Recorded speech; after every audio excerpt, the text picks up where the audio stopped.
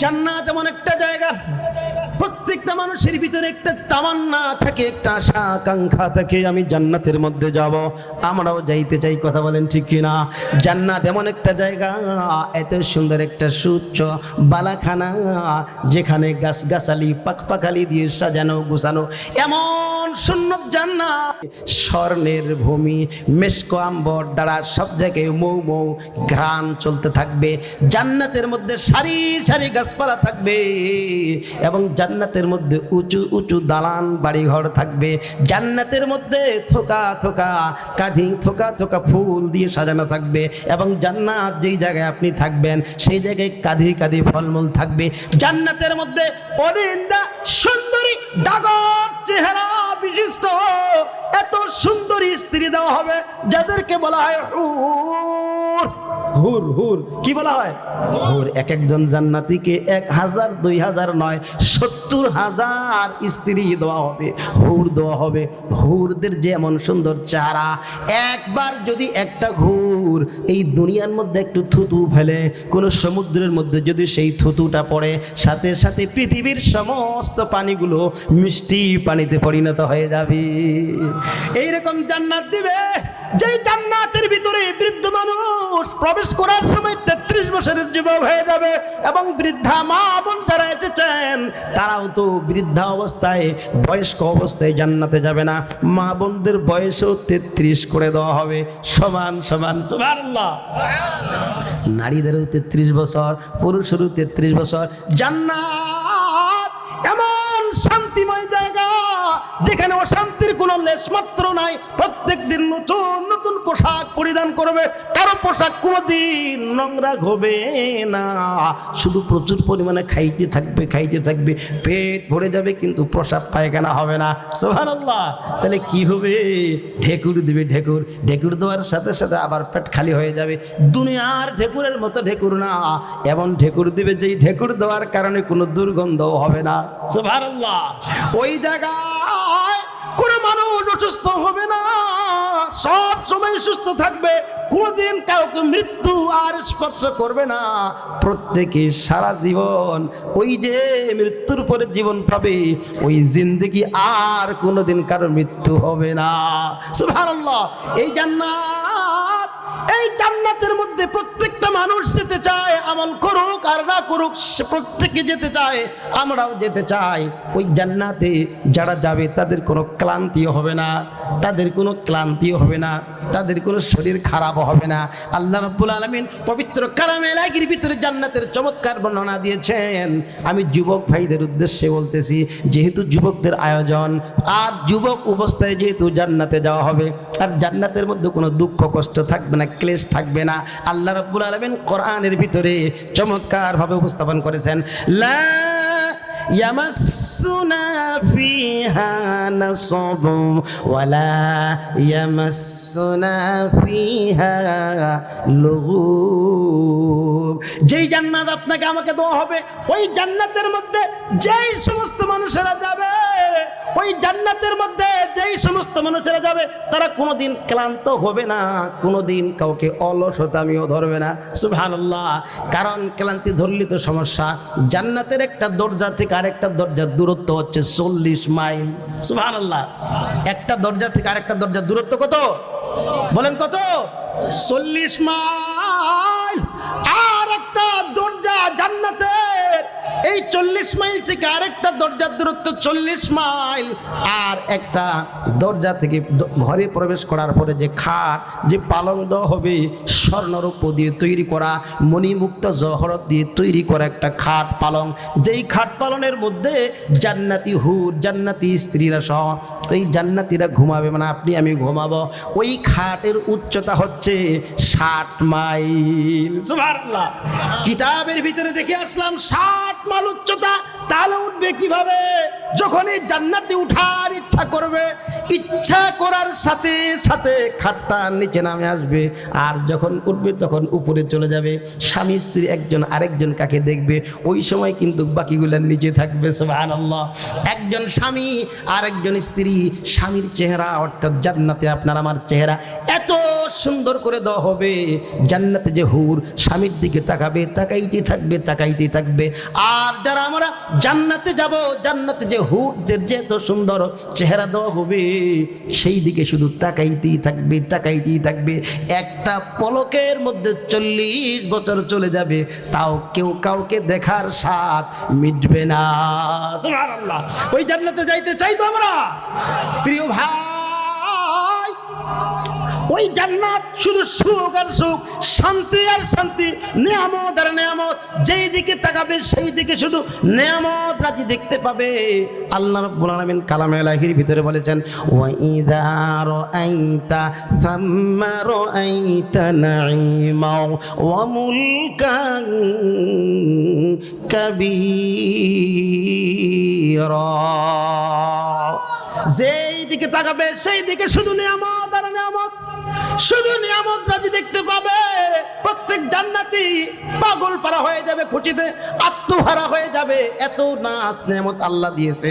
হাদিসের ভিতরে এসেছে, আমি যে হাদিসটা তেলাওয়াত করেছিলাম, আল্লাহর নবী সাল্লাল্লাহু আলাইহি সাল্লাম বলেন, হাদিসে কুদসির মধ্যে এসেছে, আল্লাহ রাব্বুল আলামিন এত নিয়ামত দিবেন, আ'আদতুল ইবাদিয়াস সালিহিন মা লা আইনুন রাত ওয়ালা উযুনুন সামিআত ওয়ালা খাতারা আলা কলবি বাশার।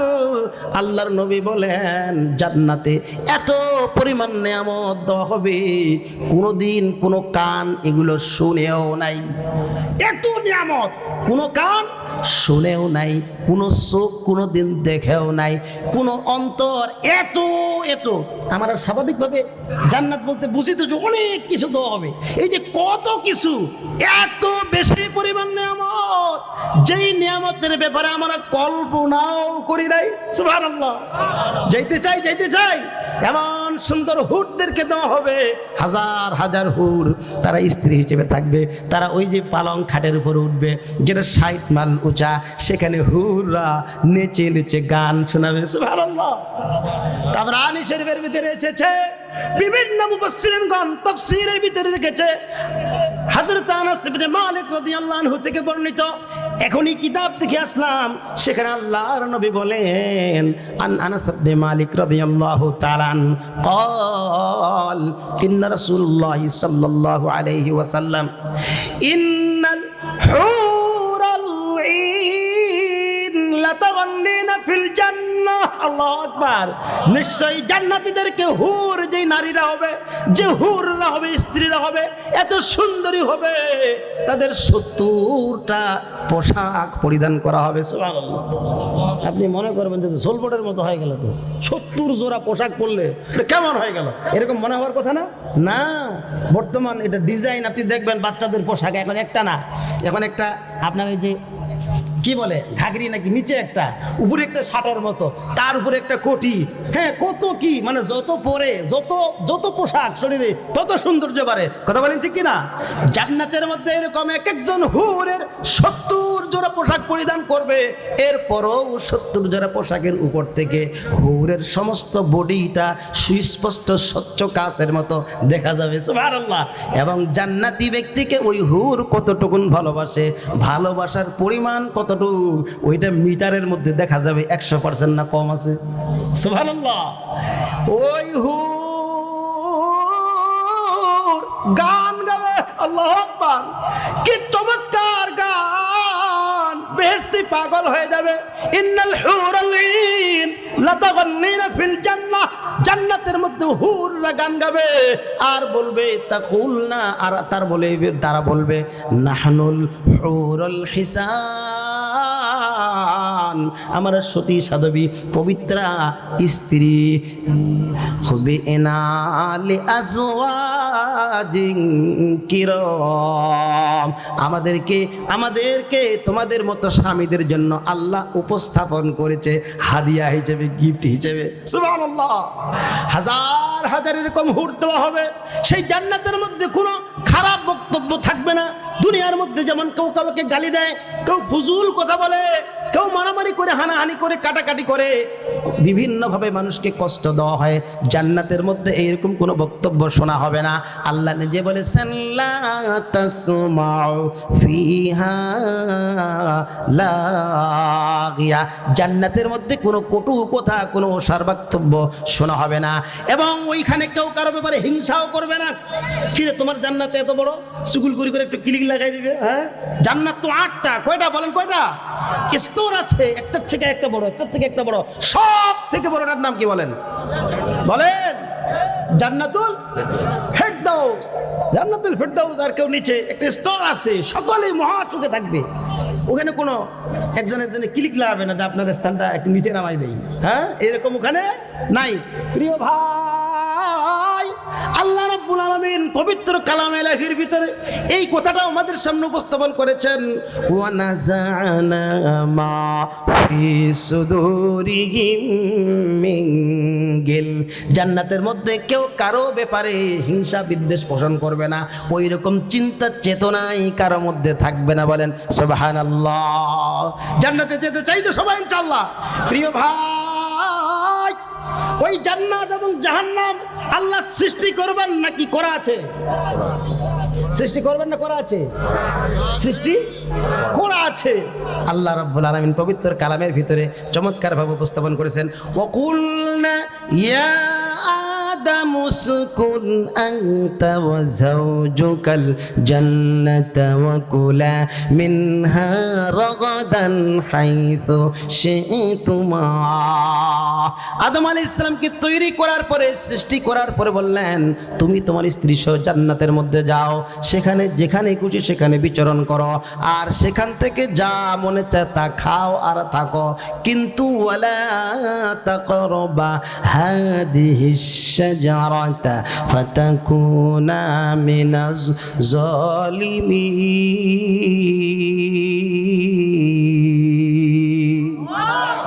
সব করো, আনন্দ করো, ফুর্তি করো, কিন্তু ওই যে একটা গাছ, ওই গাছটার কাছে যাবে না। যদি যাও তাহলে তুমি পথভ্রষ্ট হয়ে যাবে। শয়তান এসে বলল, ওয়াকাসামাহুমা ইন্নী লাকুমা লামিনান নাসিহিন। শয়তান বলল, আল্লাহর কসম করে বলতেছি, এ আদম হাওয়া, আমি তোমাদের কল্যাণ চাচ্ছি। ওই গাছটার নিকট আল্লাহ যাইতে দেয় নাই। যদি যাও আর ফল খাও, তোমাদেরকে আল্লাহ জান্নাত থেকে বের করার আর কোনো শক্তিই পাবে না। থেকে যে তোমরা এখানে। এই তো শয়তানের ওয়াসওয়াসায় চলে গেল। মিন বাইনি আইদিহিম ওয়া মিন খালফিহিম ওয়া আন আইমানিহিম ওয়া আন শামাইলিহিম ওয়া লা তাজিদু আকসারহুম শাকিরিন।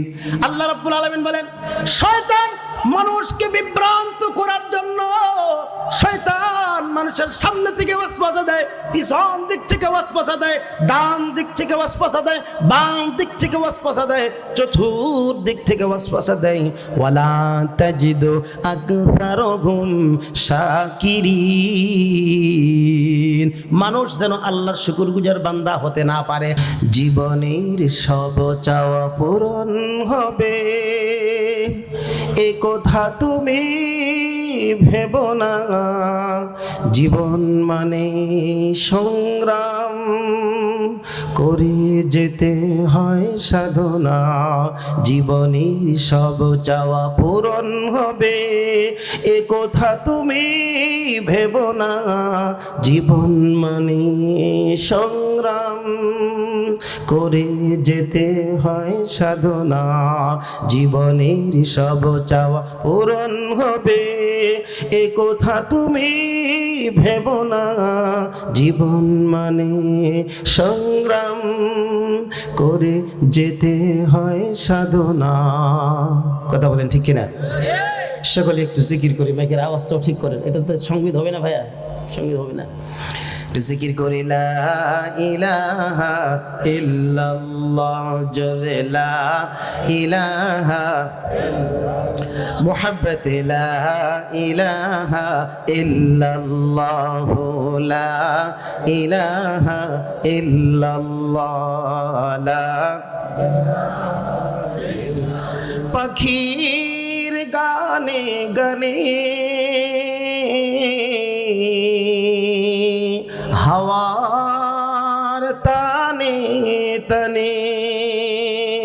আল্লাহ নামের গান শোনা যায় হলে আপন হারা লা ইলাহা ইল্লাল্লাহ জোরে লা ইলাহা সবাই সবাই লা ইলাহা ইল্লাল্লাহ লা ইলাহা নদীর কলকলে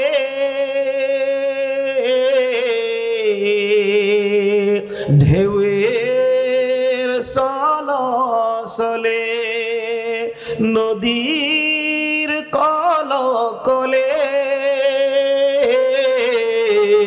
ঢেউয়ের সলসলে ওই নামেরই গান শোনা যায় হলে আপন হারা লা ইলাহা ইল্লাল্লাহ জোরে লা ইলাহা ইল্লাল্লাহ লা সুবহানাল্লাহ আলহামদুলিল্লাহ লা ইলাহা সুবহানাল্লাহ আলহামদুলিল্লাহ লা ইলাহা ইল্লাল্লাহ লা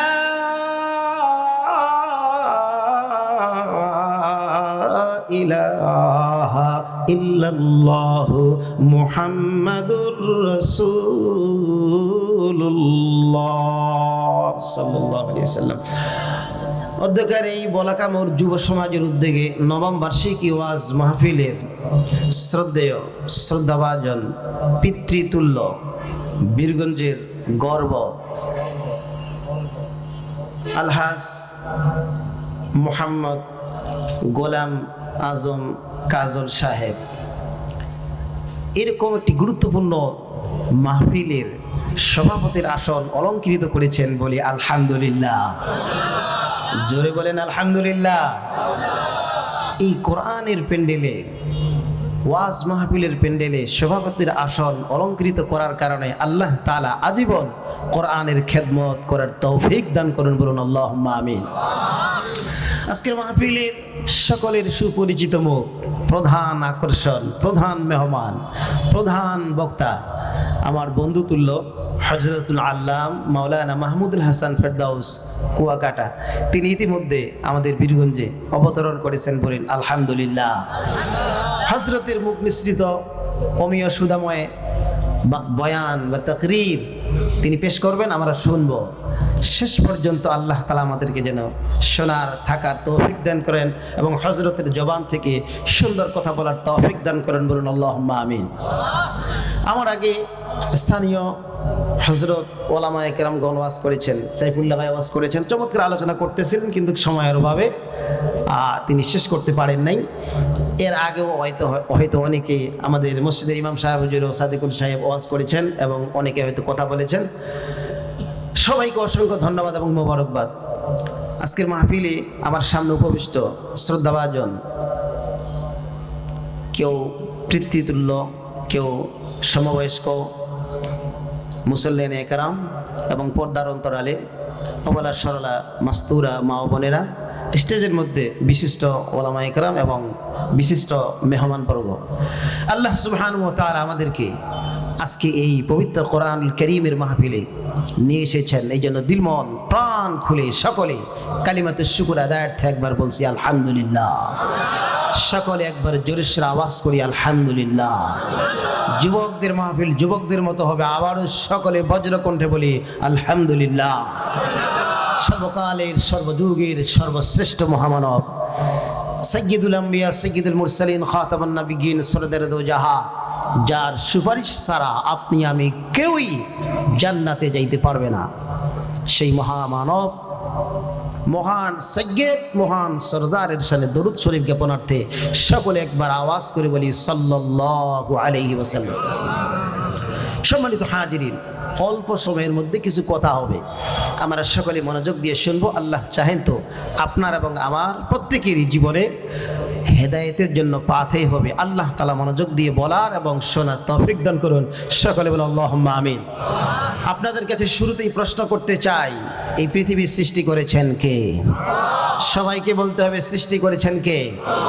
আল্লাহ বললে গুনাহ হয় না নেকি হয়? বলেন গুনাহ হয় না নেকি হয়? যদি নেকি হয় সবাই বলবো আমাদের সৃষ্টি করেছেন কে? পৃথিবী সৃষ্টি করেছেন কে? এই কোরআন কার দেওয়া?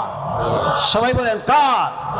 এই পৃথিবী যদি আজকে কোরআনের ছায়াতলে চলে আসে, যিনি আমাদের সৃষ্টি করেছেন, যিনি পৃথিবী সৃষ্টি করেছেন, তার হুকুম মোতাবেক আমরা যদি চলতে পারি, তাম পৃথিবীর মধ্যে যে গোলমাল, যে যুদ্ধ বিগ্রহ, মারামারি, কাটাকাটি, হানাহানি, হিংসা, ফাসাদ, সব কিছু সমূলে বিদায় নিবে। কথা বলেন ঠিক কিনা? এই কোরআন হচ্ছে মানব কল্যাণের দিক নির্দেশনা দানকারী। এই কোরআনের ছোঁয়া যার কাছে লেগেছে সাথে সাথে পরিবর্তন হয়ে গিয়েছে। এই কোরআনের ছোঁয়া মানে কোরআনের স্পর্শ যার কাছে লেগেছে তার কি হয়ে গেছে? পরিবর্তন হয়ে গেছে। মনে পড়ে গেল, যদিও আলোচনার বিষয় এটা আমার ছিল না, যখন কোরআন নাজিল হয় মুসলমানের সংখ্যা কতজন ছিল? 0। হেরা গুহায় যখন প্রথম কোরআন নাজিল হয়েছিল, বিশ্বনবী সাল্লাল্লাহু আলাইহি সাল্লাম তিনি তো নবী, তার উপর নাজিল হয়েছে। এছাড়া আর কেউ কি এই কোরআনের উপরে বিশ্বাস স্থাপন করেছিল? সাথে সাথে কি সবাই মুসলমান হয়ে গিয়েছিল? অনেক কষ্ট করে আবু বকর সিদ্দিক রাদিয়াল্লাহু আনহু মুসলমান হলেন। খাদিজাতুল কুবরা রাদিয়াল্লাহু আনহা মহিলাদের মধ্যে প্রথম মুসলমান হলেন। যুবকদের মধ্যে হযরত আলী রাদিয়াল্লাহু আনহু মুসলমান হলেন। হাতে গোনা কয়েকজন। কোরআন নাজিলের পরে যখন কোরআনের দাওয়াতটা বিশ্বনবী সাল্লাল্লাহু আলাইহি সাল্লাম সকলের নিকট পৌঁছাইতে শুরু করলেন, ওই সময় সমাজের ভিতরে যারা বসবাস করেছিল তারা মুসলমান ছিল না, অমুসলমান ছিল, অমুসলিম ছিল। মুসলিম না অমুসলিম? অমুসলিম। অমুসলিমরা কোরআনের আলোচনা শোনার সাথে সাথে তার আশ্চর্য হয়ে গিয়েছে। ওকাজ মেলা বসত জাহিলি যুগে। কি মেলা বসত? ওকাজ মেলা। সেই জায়গার মধ্যে অনেক কিছু হতো। মেলার মধ্যে যা হয়, নাটক, গান বাজনা, সার্কাস, জাদুটনা, বিভিন্ন ধরনের খেলাধুলা, অনেক বড় বড় সামগ্রী, গরু, ছাগল, উট, ভেড়া, বকরি বিক্রি, এমন বড় মোরগ যে মোরগের দাম 20,000 টাকা, এইরকম কিছু জিনিস তো মেলার মধ্যে উপস্থাপন করা হয় যদি বড় কোনো মেলা হয়। কথা বলেন ঠিক কিনা? এইরকম ওকাজ মেলার ভিতরে এই কোরআনের বিষয়টাও সেখানে একবার আলোচনা হয়েছিল। বড় বড় সাহিত্যিকরা সেখানে সাহিত্যের মেলা বসায়। তারা সাহিত্য নিয়ে পাণ্ডিত্য প্রদর্শন করে। কেউ কবি, কেউ সাহিত্যিক, কেউ কবিতা লেখে, কেউ সাহিত্য লেখে, নানান ধরনের প্রতিভা তাদের মধ্যে ছিল। কিন্তু কোরআন নাজিলের পরে কোরআনের আওয়াজ যার কাছে যায়, যে কোরআনের প্রেমে পাগল হয়ে মুসলমান হয়ে যায়। সুবহানাল্লাহ। অনেক কাফের মুশরিক, অনেক, আমি জানি এই অঞ্চলের ভিতরে সবাই মুসলমান নয়। কথা বলেন ঠিক কিনা? আমাদের এলাকার আশপাশে কি সবাই মুসলমান না? আমাদের অনেক হিন্দু ভাই রয়েছেন, হয়তো মাহফিলেও রয়েছেন অথবা পাশেও রয়েছেন। আলহামদুলিল্লাহ, দ্বীনি আলোচনা যে কেউ শ্রবণ করতে পারবে। কথা বলেন ঠিক কিনা? প্রিয় ভাইরা, নবীজি সাল্লাল্লাহু আলাইহি সাল্লামের কাছে যখন কোরআন নাজিল হলো, হাতে গোনা 2-1 মুসলমান হলো, বাকি সব অমুসলিম, সব অমুসলিম। কিন্তু অমুসলিমরা যখন কোরআনের আয়াত শ্রবণ করলো, ওয়া ইদা তুলিয়াত আলাইহিম আয়াতুহু যাদাতুহুম ঈমানা, যখনই কেউ কোরআনের আলোচনা শুনে সাথে সাথে তার ইমানটা বৃদ্ধি পায়, ইমানটা তার বাড়ে যায়। যে ইমানদার সে তখন ইমানের দাওয়াত অন্যজনের কাছে দেয়, আর যে ইমানদার নয় তার কাছে কি হয়? আসর করে, তার কাছে প্রতিক্রিয়া করে কোরআনটা, তার মধ্যে একটা চিন্তা তৈরি হয়ে যায়। কিরে, এটা তো কোনো প্রথম কেউ মনে করেছিল কোরআনটা কোনো মনে হয় সাহিত্যিকের সাহিত্য, কেউ লিখে দিয়েছে। কিন্তু পরে দেখে দেন সাহিত্যিকরা তো এত সুন্দর রচনা করতে পারে না। কেউ বললো এটা মনে হয় কোনো কবির কবিতা, কিন্তু পরে দেখল না, তাদের যে কবিতাগুলো কবিতার সঙ্গে মিলে না, এত সুন্দর।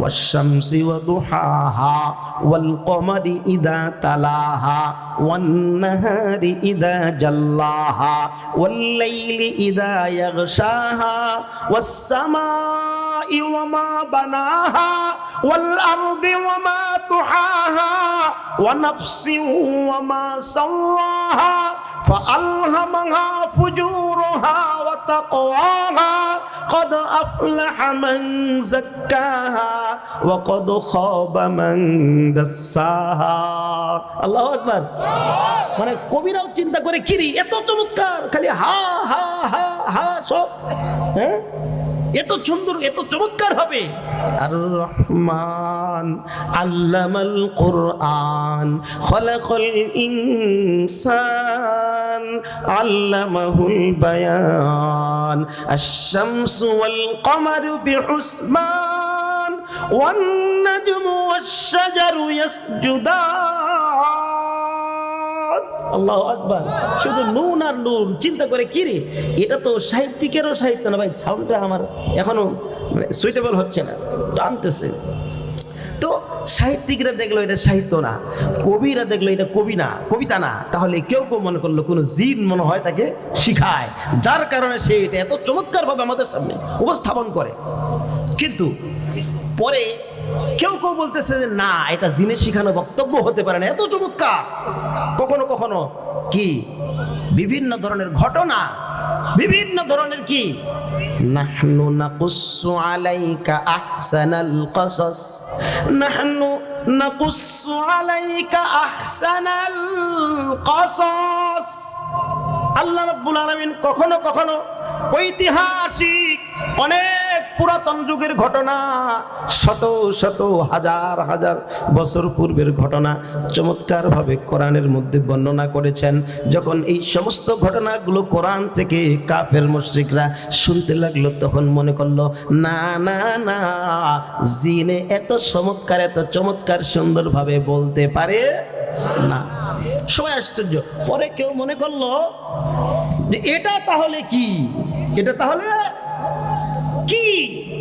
তো কি এটার কোনো উত্তর খুঁজে পায় না শেষে কাফের মুশরিক বড় বড় পণ্ডিতরা ইসলাম বিদ্বেষীরা বলতে লাগলো আমরা সবাই বলি যে এটা হচ্ছে পাগলের প্রলাপ সে যা খুশি তাই বলে বলুন নাউজুবিল্লাহ কিসের প্রলাপ পাগলের প্রলাপ বিশ্বনবী সাল্লাল্লাহু আলাইহি ওয়াসাল্লাম কোরআনুল কারীমের তেলাওয়াত করেন যেইখানে তেলাওয়াত করেন কাফের মুশরিকদের মধ্যে একজন দুইজন করে আস্তে আস্তে করে মানুষ কোরআনের প্রেমে পাগল হয়ে মুসলমান হতে লাগলো মুসলমানের সংখ্যা দিন দিন যখন বাড়তে লাগলো আবু জেহেল উতবা সায়বা এবং মুগীরা ইসলামের বড় বড় দুশমন যারা তাদের মাথায় আগুন ধরে গেল না না না আর নয়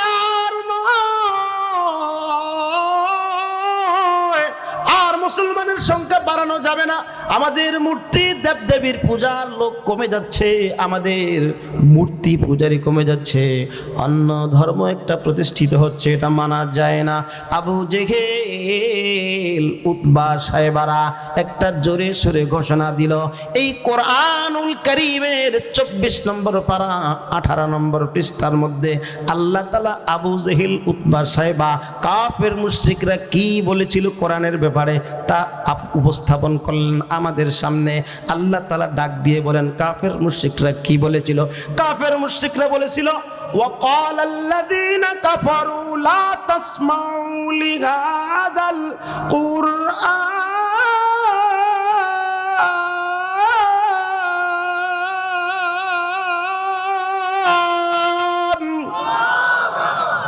কাফের মুশরিকরা বলল হে দুনিয়ার মানুষ হে আরবের মানুষ হে পৃথিবীর বিভিন্ন প্রান্ত থেকে আগত সৌদি আরবের মধ্যে মুহাম্মাদের সাথে সাক্ষাৎ করনেওয়ালা মানুষ খবরদার নিজেদের বাপ দাদার পুরাতন ধর্ম যদি ঠিক রাখতে চাও কোনোদিন মুহাম্মাদের কাছে যাই তার সামনে কোরআন তেলাওয়াত শুনবে না বলুন নাউজুবিল্লাহ কোরআন শুনিও না কেন ওটা শুনলে তুমি পাগল হয়ে যাবে ওটা জাদু এখন কি বলতেছে একবার বললো কবির কবিতা আরেকবার বললো সাহিত্যিকের সাহিত্য আবার একবার বললো যে এটা পাগলের প্রলাপ এখন বলতেছে এটা জাদু এর কাছে যেই যাবে সে জাদুগ্রস্ত হয়ে যাবে পূর্বের ধর্ম বাদ দিয়ে নতুন করে ইসলাম ধর্ম গ্রহণ করবে এই ঘোষণা দিয়ে দিল, লা তাসমাউ লিহাদাল কুরআন। কাফের মুশরিকরা বলল, না না, তোমরা কোরআন শ্রবণ করো না, বরং একটা কাজ করো। কি কাজ? কাফের মুশরিকরা বলল, ওয়ালগাউ ফীহি লাআল্লাকুম তাগলিবুন।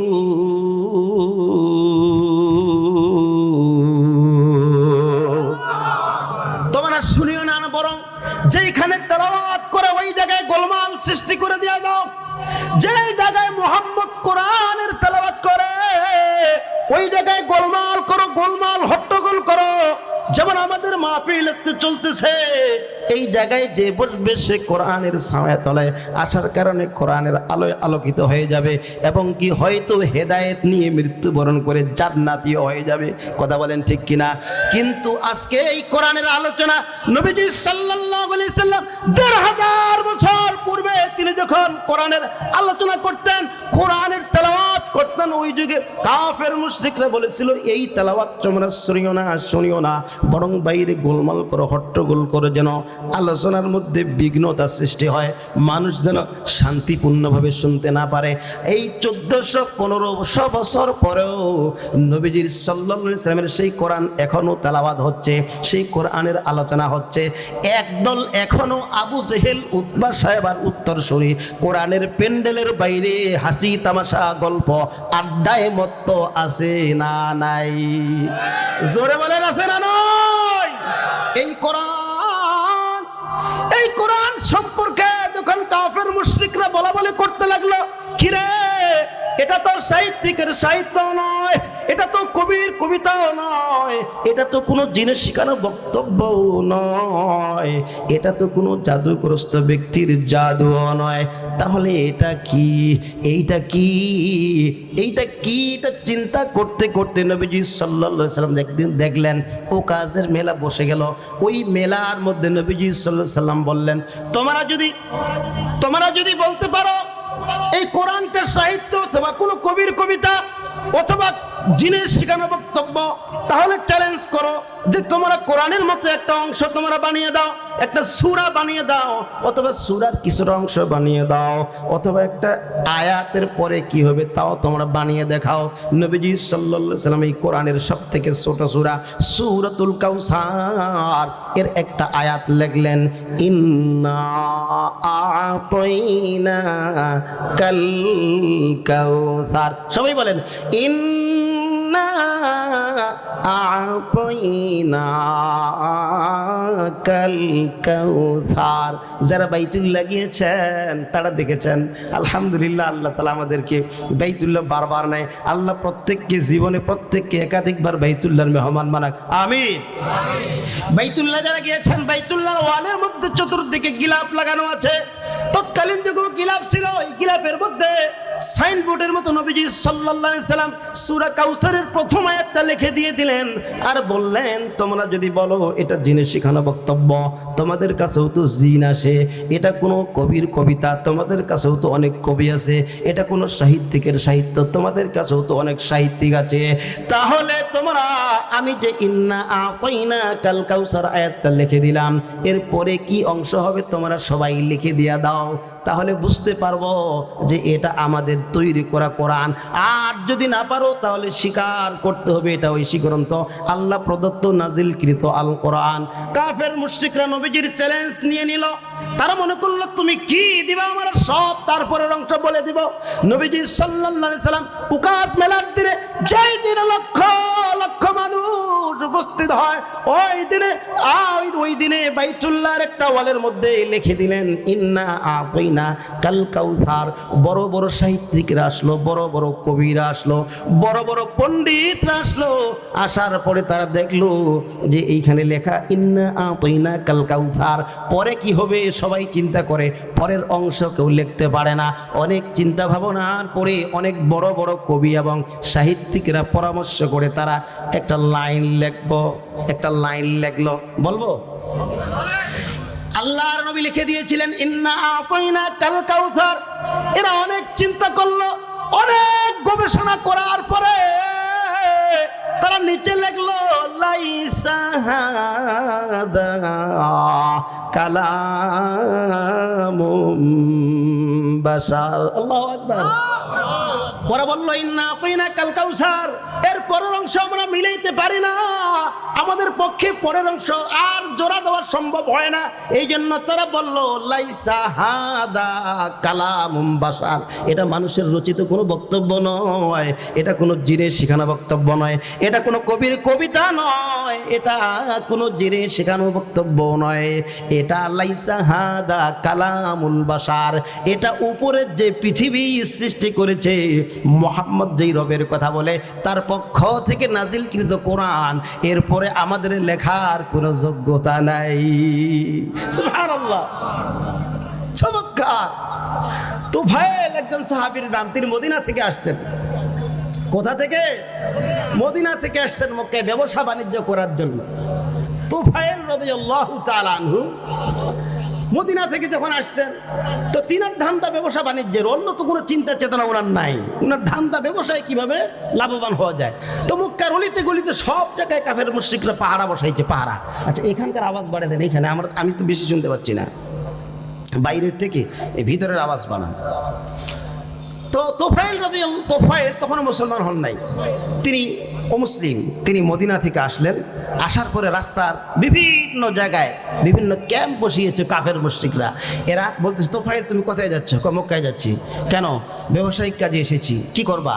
ব্যবসার কাজ করব, এর ফাঁকে আমি একবার বাইতুল্লাহ তাওয়াফ করে নেব, প্রতিমার পূজা করব, হরে হরে রাম রাম নম নম যেটা সিস্টেম সেটা করব, ভক্তি দিব, পূজা করব, মান্নত করব, তারপরে আপনার পশু বলি দিব। মূর্তির নামে কি দিব? দেবদেবীর নামে পশু বলি দিব। তোফাইলকে কাফের মুশরিকরা বলল তুমি যেই কাজে আসছো ঠিক সেই কাজ করে যাবা। তুমি হয়তো জানো না মক্কার মধ্যে একজন নতুন মানুষের আগমন ঘটেছে, সেটা কিন্তু ভালো মানুষ না, পাগল। বলেন নাউজুবিল্লাহ। সেটা কি? পাগল। পাগলের কাছে তুমি যাবা না। তার সুরত এইরকম, দেখতে খুব সুন্দর, চেহারা দেখলে কিন্তু পাগল হয়ে যাবা, কিন্তু সে কিছু বললে শুনবা না। কয় ঠিক আছে শুনবা না। কয় না আমাদের বিশ্বাস হয় না। হ্যাঁ, অনেকে ওর কাছে যায় পাগল হয়ে যায়, কথা শুনে ধর্ম চেঞ্জ করে ফেলে। তুমি কানের মধ্যে তুলো ঢুকে দাও, তাহলে আমার বুঝবো তুমি তার কথা শুনবা না। কাফের মুশরিকরা তোফাইলের কানের মধ্যে তুলা ঢুকাই দিয়ে দিল যেন কিছু শুনতে না পায়। তোফাইল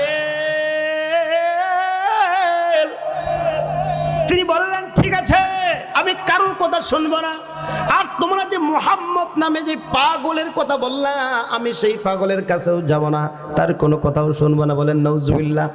প্রথম বাইতুল্লাহ আসলেন, আসার পরে শুধু প্রতিমার নামে, মূর্তির নামে তাওয়াফ শুধু শুরু করবেন। শুরু করার সাথে সাথেই প্রথম দৃষ্টি গেল একটা মানুষের উপর।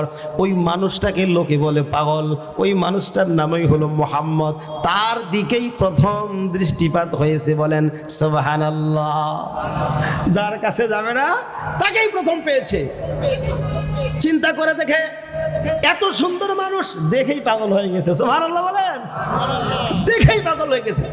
এত সুন্দর মানুষ কি জানি বিড়বিড় করে বলে। তোফাইল মনে করছে কিরে কাফের মুশরিকরা আমাকে বলছে তার কথা শোনা যাবে না, তার বক্তব্য শুনলে নাকি মানুষ পাগল হয়ে যায়, জাদুতে আক্রান্ত হয়ে যায়। আরে আমি তোফাইল তো একজন এলাকার ভিতরে সম্ভ্রান্ত শিক্ষিত, উচ্চ শিক্ষিত, উচ্চ জ্ঞান সম্পূর্ণ, আমি এলাকার মধ্যে প্রভাবশালী, আমি তো কোনো পাগল না। আমি একটু শুনেই দেখি না কি বলে, ভালো হইলে ধরবো, ভালো না হলে আমিও প্রতিবাদ করব। সুবহানাল্লাহ। হ্যাঁ, আমি পাগল নাকি? আমি একটু শুনে দেখি, আমার তো বিবেক আছে, বুদ্ধি আছে, আগে শুনে দেখি না কি বলে, দেখি না কি বলে। প্রিয় ভাই,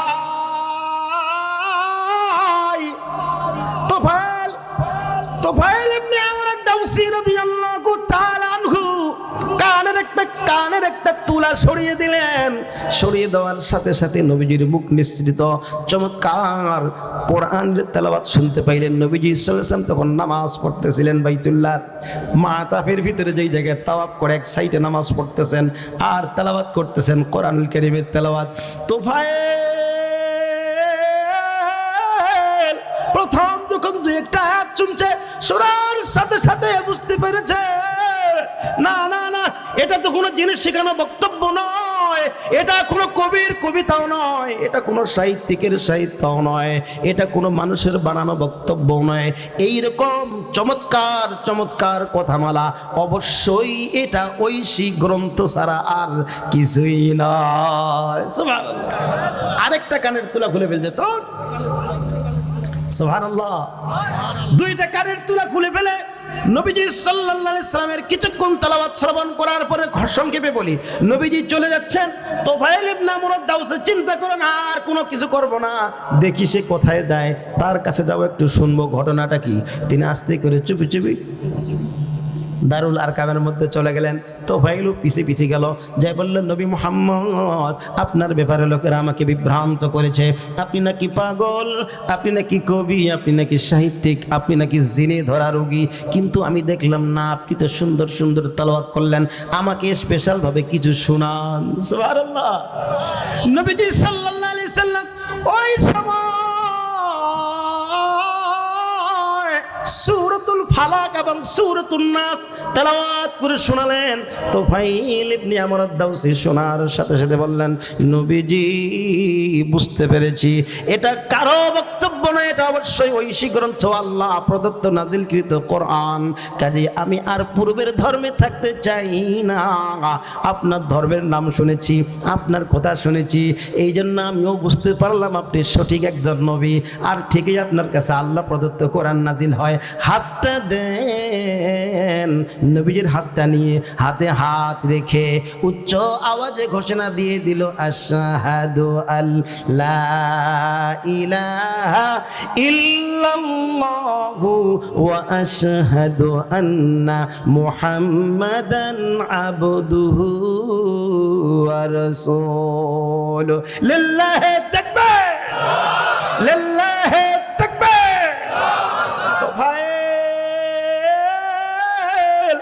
মুসলমান হয়ে গেল শুধু কোরআনের তেলাওয়াত শুনে, কথা বলেন ঠিক কিনা? আমরাও যদি বিধর্মীয় হয়ে থাকি, মাহফিলের ভিতরেও আসতে পারি, বাইরে থেকেও শুনতে পারি, কিন্তু মুসলমান কোরআনের আলোচনা হয় যেই প্যান্ডেলে, তুমি একজন মুসলমান হওয়ার পরও তোমার এই তেলাওয়াতের বৈঠকে, মাহফিলের বৈঠকে বসা তোমার জন্য ওয়াজিব। কারণ ওয়াইদা তুলিয়াত আলাইহিম আয়াতুহু যাদাতুহুম ঈমানা, যেইখানে কোরআনের তেলাওয়াত হবে সেখানে যার ঈমান আছে ঈমান আরো বৃদ্ধি পাবে। মুসলমান মাহফিলগুলোর ভিতরে বর্তমান অনেক জায়গায় দেখেছি, এখানে আলহামদুলিল্লাহ পরিবেশ অনেক ভালো, অনেক মানুষ চলে এসেছেন, অনেক মাহফিলে দেখা যায় এইদিকে আলোচনা চলে কোরআনের, আর বাইরের সমান তালে চলে মেলা বাজার, কথা বলেন ঠিক কিনা? কাজেই কোরআন যখন হিন্দু, বৌদ্ধ, খ্রিস্টান, নাসারা ও মুসলিমরা শ্রবণ করার সাথে সাথে মুসলমান হয়ে যায়, তাহলে মুসলমান কোরআন যদি স্টাডি করে, কোরআন যদি তেলাওয়াত করে, পড়ে, বুঝে, তাহলে তার আরো কত সফল জিন্দেগি গঠন করতে পারবে, এটা চিন্তা করে পারা যায়? বলেন প্রিয় ভাইয়েরা, এই জন্য বলা হয় কোরআন হচ্ছে মানব কল্যাণের দিক নির্দেশনা দানকারী। এই কোরআনের ছায়া যার গায়ে লাগবে তার পরিবর্তন হয়ে যাবে, এই কোরআনের সঙ্গে যার সম্পর্ক হবে তার জীবনটা সোনার জীবনে পরিণত হবে। কোরআন যেই পরিবারের মধ্যে চলে যাবে ওই পরিবারটা একটা শান্তিময় পরিবার হয়ে যাবে। কোরআন যেই সমাজের মধ্যে প্রতিষ্ঠিত হবে ওই সমাজের মধ্যে চুরি থাকবে না, জেনা থাকবে না, ব্যভিচার থাকবে না, খুন খারাপি থাকবে না। এই কোরআন যদি ইসলামী রাষ্ট্রে পরিণত হয়ে যায়, কোরআন দিয়ে যদি রাষ্ট্র পরিচালিত হয়, ওই রাষ্ট্রটাও পৃথিবীর ভিতরে সর্বশ্রেষ্ঠ রাষ্ট্র হিসেবে পরিণত হবে। সেখানে কোনো খুন খারাপি থাকবে না, চুরি ধর্ষণ থাকবে না, ছিনতাই রাহাজানি থাকবে না, মদ থাকবে না, ইয়াবা থাকবে না, টেন্ডারবাজি থাকবে না, সাদাবাজি থাকবে না, লুটতরাজ থাকবে না। কোনো নারী, কোনো মা বোনকে কেউ ধর্ষণ তো দূরের কথা, তার দিকে চোখ পাকা করে তাকাইতেও পারবে না, কথা বলেন ঠিক কিনা? এই কোরআন হচ্ছে একমাত্র মুক্তির মূল মন্ত্র, কথা বলেন ঠিক কিনা? এই জন্য আমি প্রায় বলি, সমাধান চাও যদি জীবনে মরণে, ফিরে যাও খোঁজে নাও চোখ রাখো কোরআনে। সমাধান সমাধান চাও যদি জীবনে মরণে, ফিরে যাও খোঁজে নাও চোখ রাখো কোরআনে। সমাধান তবেই পাবে সুখ শান্তির ঠিকানা, তবেই পাবে সুখ শান্তির ঠিকানা, যদি মেনে নাও তুমি মনে প্রাণে সমাধান।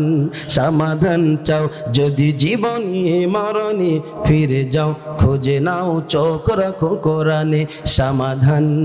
এ বাণী সকলের নয় শুধু মুমিনের, যারাই চলবে মেনে ফল পাবে কোরআনের, ঠিক না? এ বাণী সকলের নয় শুধু মুমিনের, যারাই চলবে মেনে ফল পাবে কোরআনের। ঘরে বলো কিবা রাষ্ট্রে বলো, ঘরে বলো কিবা রাষ্ট্রে বলো, অশান্তি দূর করে শান্তি আনি সমাধান। সমাধান চাও যদি জীবনে মরণে, ফিরে যাও খুঁজে নাও চোখ রাখো কোরআনে সমাধান। এ তো চির অম্লান চির মুক্তির ডাক, এ যে মহাবাণী খোদার কালামে পাক। এ তো চির অম্লান চির মুক্তির ডাক, এ যে মহাবাণী খোদার কালামে পাক। এই দুনিয়া আর সেই দুনিয়া, এই দুনিয়া আর সেই দুনিয়া, মুক্তি পাবে তুমি দো জাহানি সমাধান। সমাধান চাও যদি জীবনে মরণে, ফিরে যাও খুঁজে নাও চোখ রাখো কোরআনে সমাধান। যাহার পরশ পেয়ে পাথর হলো সোনা, সন্দেহ ভুল নেই যার একটি কোনা। যাহার পরশ পেয়ে পাথর হলো সোনা, সন্দেহ ভুল নেই যার একটি কোনা। এ যে এক বিপ্লব পিছে ফেলে যত সব, এ যে এক বিপ্লব পিছে ফেলে যত সব, এগিয়ে চলে সে যে অগ্রপানি সমাধান। সমাধান চাও যদি জীবনে মরণে, ফিরে যাও খোঁজে নাও চোখ রাখো কোরআনে সমাধান। আমরা সমাধান চাই কিনা? কারা কারা চাই দুহাত তুলে দেখাই। লিল্লাহি তাকবীর। দুহাত নারাই, দুহাত নারাই, দুহাত নারাই। আল্লাহ তাআলা দেখে নাও আমরা সমাধান চাই। আমরা সবাই জান্নাতি হতে চাই তো নাকি? কারা কারা জান্নাতি হতে চাই দুহাত ভালো করে তুলে দেখাই। লড়া দেয়, লড়া দেয়। আল্লাহু আকবার। হাত নামান। মাশাআল্লাহ। আমরা সবাই জান্নাতে যাইতে চাই, জান্নাতে যাইতে চাই, কারণ আমরা যুবক। আমরা কি যুবক? যদিও এখানে মুরব্বী আসছেন, মুরব্বীরা তো আর জান্নাতে যাবে না, ও আসতে হবে সব যুবকদের জন্য। কথা বলেন ঠিক কিনা? আচ্ছা, মহিলা মা বোনরা যেই জায়গায় এসেছেন, যে মহিলা মা বোনদের যে প্যান্ডেল রয়েছে, সেখানে জায়গা সংকুলন হচ্ছে না। মা বোনদের অনুরোধ করছি একটু সামনের দিকে একটু আগায় আগায় বসি, যেন পিছনের থেকে মা বোনেরা বসার সুযোগ পায়, বসার জন্য জায়গা পায় ইনশাআল্লাহ। যারা বাইরে দাঁড়িয়ে আছি গেটের সামনে, আপনার সামনে চলে আসেন। আমি এতক্ষণ যাবত ভূমিকা আলোচনা করলাম, এখন আমার আলোচনা শুরু হবে। আমরা সবাই জান্নাতে যাইতে চাই তো? এই যুবকদের উদ্যোগে যে আজকের মাহফিল, যুব সমাজের উদ্যোগে, এবং আমার শ্রদ্ধাভাজন বাবাজি আজকের মাহফিলের সম্মানিত সভাপতি আলহাজ গোলাম আজম কাজল হাজি সাহেব, তিনি আপনাদের যুবকদের সহযোগিতা দিয়েছেন। এত চমৎকার একটা আয়োজন, এই আয়োজনের মধ্যে আমরা আসলাম, আমরা বসলাম, আর আমরা জান্নাতে যাব না, এটা হয় নাকি? এটা হতে পারে না। যুবকরাই জান্নাতে যাবে, আর বৃদ্ধরা তো জান্নাতে যাবে না। এই জন্য বৃদ্ধ যারা আছেন আপাতত যুবকের ভূমিকা উত্তীর্ণ হন। আল্লাহ রাসূল সাল্লাল্লাহু আলাইহি ওয়াসাল্লাম একবার এইভাবে এক বৃদ্ধ মানুষকে বলেছিল, চাচা জান্নাতে তো বুড়া মানুষ যাবে না। চাচা তো কান্না, অবস্থা খারাপ। পরে রাসূল সাল্লাল্লাহু আলাইহি ওয়াসাল্লাম তাড়াতাড়ি বুঝিয়ে দিলেন, আরে যখন জান্নাতে যাবেন তখন তো যুবক হয়ে যাবেন। সুবহানাল্লাহ। বৃদ্ধ মানুষকে আল্লাহ জান্নাত দিবে না। বৃদ্ধ মানুষ মৃত্যুবরণ করার পরে 33 বয়সের যুবক বানিয়ে জান্নাতের মধ্যে দিয়ে দিবেন। সুবহানাল্লাহ। প্রিয় ভাইরা আমার, জান্নাত এমন একটা জায়গা, প্রত্যেকটা মানুষের ভিতরে একটা তামান্না থাকে, একটা আশা আকাঙ্ক্ষা থাকে, আমি জান্নাতের মধ্যে যাব, আমরাও যাইতে চাই। কথা বলেন ঠিক কিনা? জান্নাত এমন একটা জায়গা, এত সুন্দর একটা সুচ্চ বালাখানা, যেখানে গাছগাছালি পাকপাখালি দিয়ে সাজানো গুছানো, এমন সুন্নত জান্নাত। স্বর্ণের ভূমি, মেশকো আম্বর দ্বারা সব জায়গায় মৌ মৌ ঘ্রাণ চলতে থাকবে। জান্নাতের মধ্যে সারি সারি গাছপালা থাকবে, এবং জান্নাতের মধ্যে উঁচু উঁচু দালান বাড়িঘর থাকবে। জান্নাতের মধ্যে থোকা থোকা কাঁধি থোকা থোকা ফুল দিয়ে সাজানো থাকবে, এবং জান্নাত যেই জায়গায় আপনি থাকবেন সেই জায়গায় কাঁধি কাঁধি ফলমূল থাকবে। জান্নাতের মধ্যে অনিন্দা সুন্দরী ডাগর চেহারা বিশিষ্ট এত সুন্দরী স্ত্রী দেওয়া হবে যাদেরকে বলা হয় হুর। হুর হুর কি বলা হয়? হুর। এক একজন জান্নাতীকে 1000 2000 নয় 70,000 স্ত্রী দেওয়া হবে, হুর দেওয়া হবে। হুরদের যেমন সুন্দর চেহারা, একবার যদি একটা হুর এই দুনিয়ার মধ্যে একটু থুতু ফেলে, কোনো সমুদ্রের মধ্যে যদি সেই থুতুটা পড়ে, সাথে সাথে পৃথিবীর সমস্ত পানিগুলো মিষ্টি পানিতে পরিণত হয়ে যাবে। এইরকম জান্নাত দিবে, যেই জান্নাতের ভিতরে বৃদ্ধ মানুষ প্রবেশ করার সময় 33 বছরের যুবক হয়ে যাবে, এবং বৃদ্ধা মা বোন যারা এসেছেন তারাও তো বৃদ্ধা অবস্থায়, বয়স্ক অবস্থায় জান্নাতে যাবে না, মা বোনদের বয়সও 33 করে দেওয়া হবে, সমান সমান। সুবহানাল্লাহ। নারীদেরও 33 বছর, পুরুষেরও 33 বছর। জান্নাত এমন শান্তিময় জায়গা যেখানে অশান্তির কোনো লেশমাত্র নাই। প্রত্যেক দিন নতুন নতুন পোশাক পরিধান করবে, কারো পোশাক কোনোদিন নোংরা হবে না। শুধু প্রচুর পরিমাণে খাইতে থাকবে, খাইতে থাকবে, পেট ভরে যাবে, কিন্তু প্রসাব পায়খানা হবে না। সুবহানাল্লাহ। তাহলে কি হবে? ঢেকুর দিবে, ঢেকুর। ঢেকুর দেওয়ার সাথে সাথে আবার পেট খালি হয়ে যাবে। দুনিয়ার ঢেকুরের মতো ঢেকুর না, এমন ঢেকুর দিবে যেই ঢেকুর দেওয়ার কারণে কোনো দুর্গন্ধও হবে না। সুবহানাল্লাহ। ওই জায়গায় কোনো মানুষ অসুস্থ হবে না, সব সময় সুস্থ থাকবে, কোনদিন কাউকে মৃত্যু আর স্পর্শ করবে না। প্রত্যেকে সারা জীবন ওই যে মৃত্যুর পরে জীবন পাবে, ওই জিন্দেগি আর কোনোদিন কারো মৃত্যু হবে না। সুবহানাল্লাহ। এই জান্নাত, এই জান্নাতের মধ্যে প্রত্যেকটা মানুষ যেতে চায়, আমল করুক আর না করুক, সে প্রত্যেকে যেতে চায়, আমরাও যেতে চাই। ওই জান্নাতে যারা যাবে তাদের কোনো ক্লান্তিও হবে না, তাদের কোনো ক্লান্তিও হবে না, তাদের কোনো শরীর খারাপ হবে না। আল্লাহ রাব্বুল আলামিন পবিত্র কালামে লাকির ভিতরে জান্নাতের চমৎকার বর্ণনা দিয়েছেন। আমি যুবক ভাইদের উদ্দেশ্যে বলতেছি, যেহেতু যুবকদের আয়োজন, আর যুবক অবস্থায় যেহেতু জান্নাতে যাওয়া হবে, আর জান্নাতের মধ্যে কোনো দুঃখ কষ্ট থাকবে না, ক্লেশ থাকবে না। আল্লাহ রাব্বুল আলামিন কোরআনের ভিতরে চমৎকারভাবে উপস্থাপন করেছেন, লা ইয়ামাসসুনা ফিহা নাসাব ওয়ালা ইয়ামাসসুনা ফিহা লুগুব।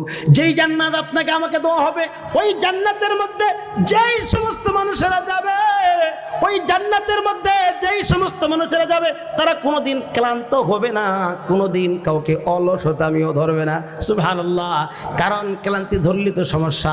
জান্নাতের একটা দরজা থেকে আরেকটা দরজার দূরত্ব হচ্ছে 40 মাইল। সুবহানাল্লাহ। একটা দরজা থেকে আরেকটা দরজার দূরত্ব কত বলেন? কত? 40 মাইল। আর একটা দরজা জান্নাতের, এই 40 মাইল থেকে আরেকটা দরজার দূরত্ব 40 মাইল। আর একটা দরজা থেকে ঘরে প্রবেশ করার পরে যে খাট, যে পালং দেওয়া হবে, স্বর্ণরূপ দিয়ে তৈরি করা, মণিমুক্তা জহরত দিয়ে তৈরি করা একটা খাট পালং, যেই খাট পালনের মধ্যে জান্নাতি হুর, জান্নাতি স্ত্রীরা সহ ওই জান্নাতিরা ঘুমাবে, মানে আপনি আমি ঘুমাবো। ওই খাটের উচ্চতা হচ্ছে 60 মাইল। সুবহানাল্লাহ। কিতাবের ভিতরে দেখে আসলাম 60 মাইল উচ্চতা। তাহলে উঠবে কিভাবে? যখন এই জান্নাতে উঠার ইচ্ছা করবে, ইচ্ছা করার সাথে সাথে খাটটা নিচে নামে আসবে, আর যখন উঠবে তখন উপরে চলে যাবে। স্বামী স্ত্রী একজন আরেকজন কাকে দেখবে, ওই সময় কিন্তু বাকিগুলোর নিচে থাকবে। সুবহানাল্লাহ। একজন স্বামী আর একজন স্ত্রী, স্বামীর চেহারা অর্থাৎ জান্নাতে আপনার আমার চেহারা এত সুন্দর করে দেওয়া হবে, জান্নাতে যে হুর স্বামীর দিকে তাকাবে, তাকাইতে থাকবে, তাকাইতে থাকবে।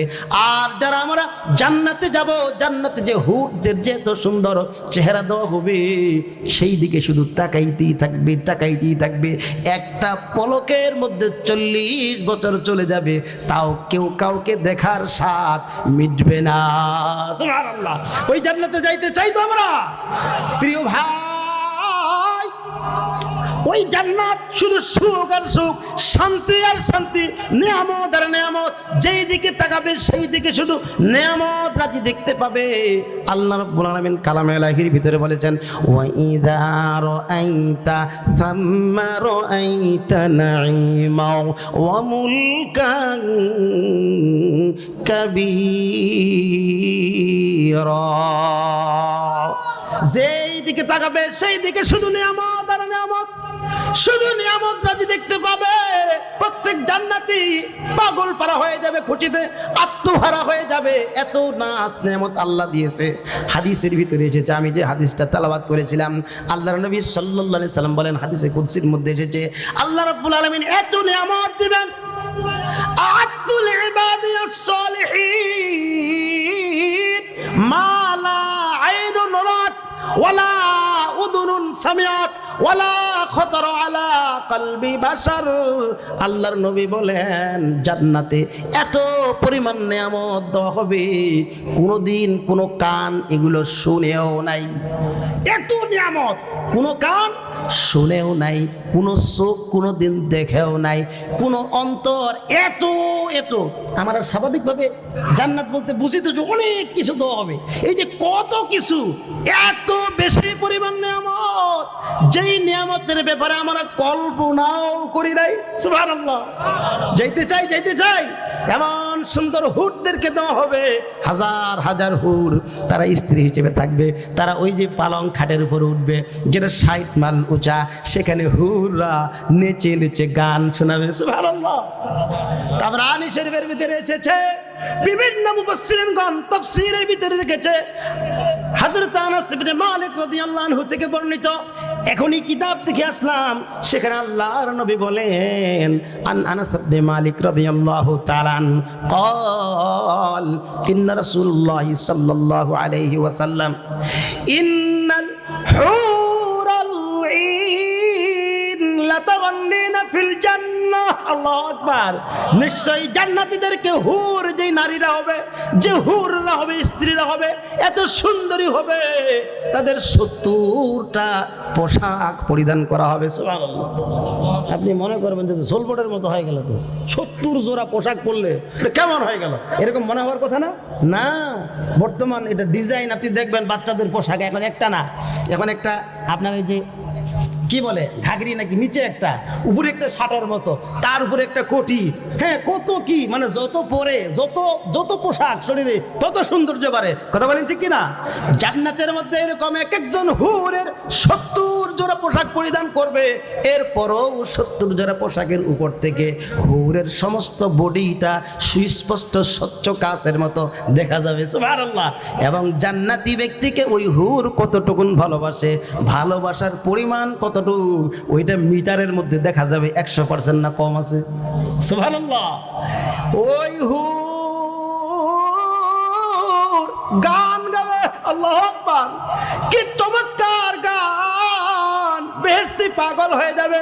ইন্নাল হুরাল ঈন লাতাগান্নিনা ফিল জান্নাহ, জান্নাতের মধ্যে হুররা গান গাবে আর বলবে, তাকুলনা, আর তারা বলবে, নাহনুল হুরুল হিসান,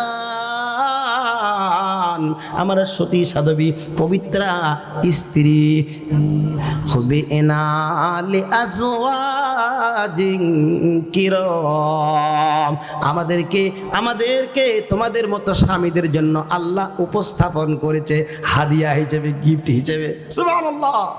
হাজার হাজার এরকম হুর দেওয়া হবে। সেই জান্নাতের মধ্যে কোনো খারাপ বক্তব্য থাকবে না। দুনিয়ার মধ্যে যেমন কেউ কাউকে গালি দেয়, কেউ ফুজুল কথা বলে, কেউ মারামারি করে, হানাহানি করে, কাটাকাটি করে, বিভিন্নভাবে মানুষকে কষ্ট দেওয়া হয়, জান্নাতের মধ্যে এইরকম কোনো বক্তব্য শোনা হবে না। আল্লাহ নিজে বলেছেন, লা তাসমাউ ফিহা লাগিয়া, জান্নাতের মধ্যে কোনো কটু কথা, কোনো অসার বক্তব্য শোনা হবে না। এবং ওইখানে কেউ কারো ব্যাপারে হিংসাও করবে না। কি রে, তোমার জান্নাতে এত বড়, সুকুল করে করে একটু ক্লিক লাগাই দিবে। হ্যাঁ, জান্নাত তো 8টা, কয়টা বলেন, কয়টা স্তর আছে, একটার থেকে একটা বড়, একটার থেকে একটা বড়, সব থেকে বড়টার নাম কি বলেন? বলেন। জান্নাতুল ফেরদাউস। জান্নাতুল ফেরদাউস, আর কেউ নিচে একটা স্তর আছে, সকলেই মহাসুখে থাকবে। ওখানে কোনো একজনে ক্লিক লাগাবে না যে আপনার স্থানটা একটু নিচে নামাই দেই। হ্যাঁ, এরকম ওখানে নাই।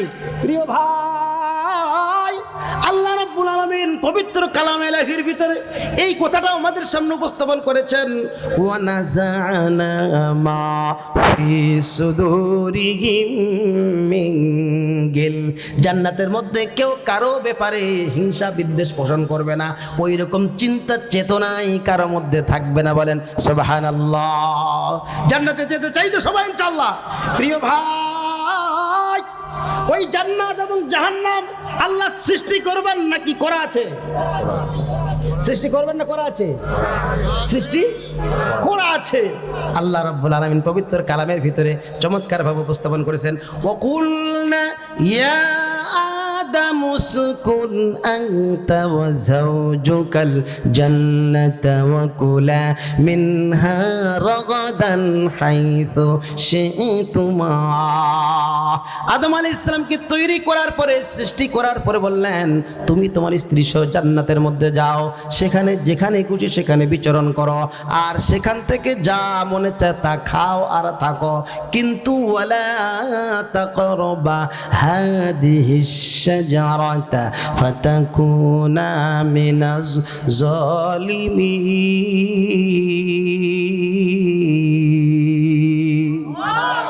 সব করো, আনন্দ করো, ফুর্তি করো, কিন্তু ওই যে একটা গাছ, ওই গাছটার কাছে যাবে না। যদি যাও তাহলে তুমি পথভ্রষ্ট হয়ে যাবে। শয়তান এসে বলল, ওয়াকাসামাহুমা ইন্নী লাকুমা লামিনান নাসিহিন। শয়তান বলল, আল্লাহর কসম করে বলতেছি, এ আদম হাওয়া, আমি তোমাদের কল্যাণ চাচ্ছি, ওই গাছটার নিকট আল্লাহ যাইতে দেয় নাই। যদি যাও আর ফল খাও, তোমাদেরকে আল্লাহ জান্নাত থেকে বের করার আর কোনো শক্তিই পাবে না, থেকে যে তোমরা এখানে। এই তো শয়তানের ওয়াসওয়াসায় চলে গেল।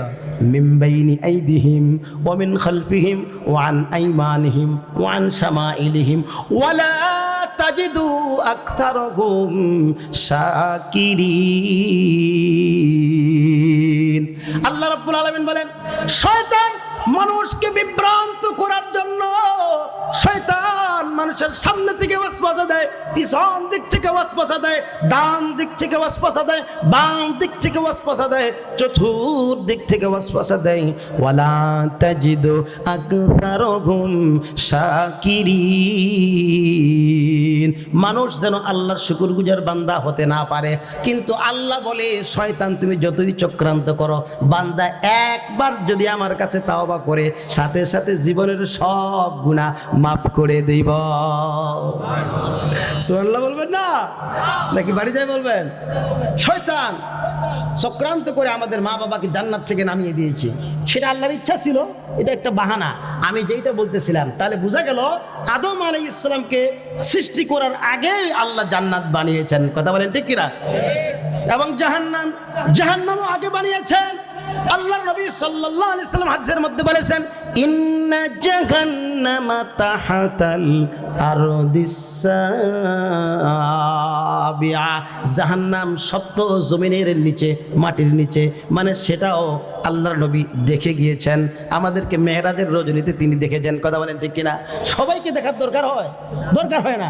বাসা থেকে টাকা নিয়ে বাবা বের হয়েছেন বাজার করার জন্য, চাল কিনছেন, মাছ কিনছেন, গোশত কিনছেন, আদা রসুন মরিচ পেঁয়াজ কিনছেন, যা কিনছেন, খারাপ জিনিস কিনছেন না ভালো জিনিস কিনছেন?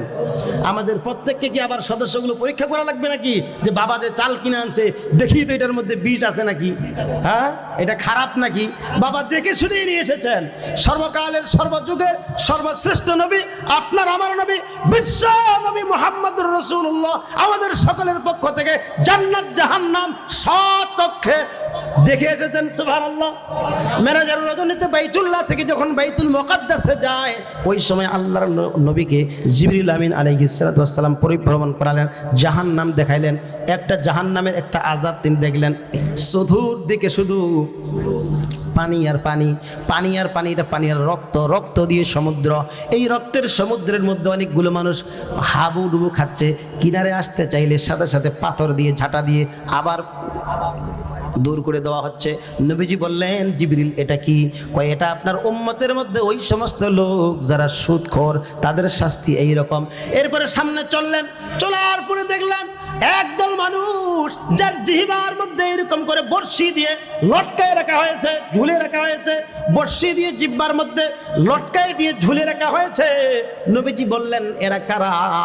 জিবরিল বললেন এরা হচ্ছে ওই লোক যারা কথা বলে একটা, করে আরেকটা ঠিক রাখে না। আছে না নাই? এইরকম বিভিন্ন শাস্তি আল্লাহর নবী সেখানে দেখেছেন। তার মানে জাহান্নাম তৈরি আছে, এবং এটা কোথায়?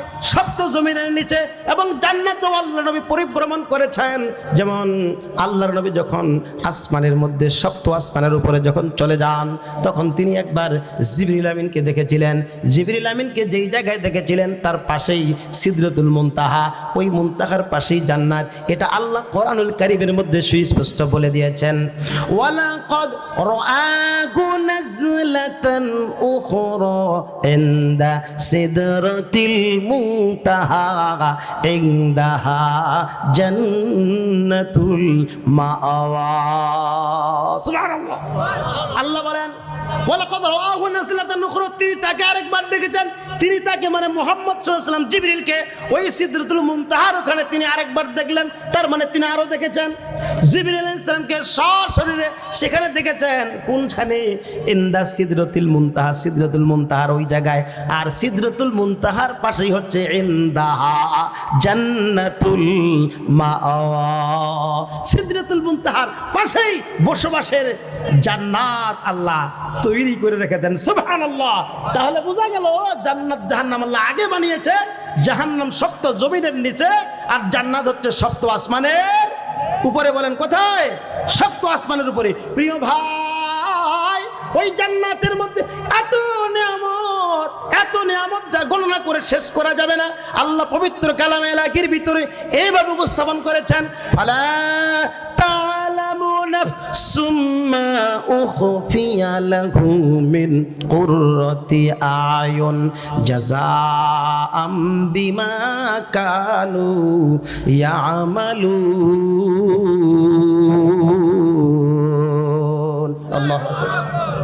আল্লাহ বলেন যারা ঈমানদার, যারা সৎ কর্মশীল, আল্লাহ তাদের জন্য কত কত নিয়ামত লুকায়িত রেখেছেন, এটা আপনি কল্পনাও করতে পারবেন না।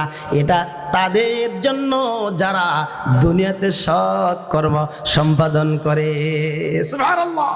তাহলে দুনিয়ার মধ্যে যারা ইবাদত বন্দেগী করে তাদের জন্য আল্লাহ কত যে নিয়ামত লুকায়িত রেখেছেন, এটা কোনোদিন কল্পনাও করে শেষ করা যাবে না।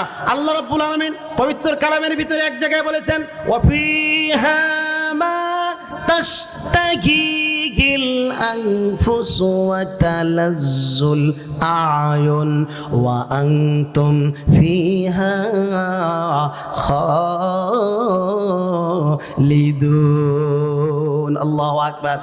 আল্লাহ বলেন ওই জায়গার মধ্যে এত পরিমাণ নিয়ামত দেওয়া হবে, চোখ পরিতৃপ্ত হয়ে যাবে।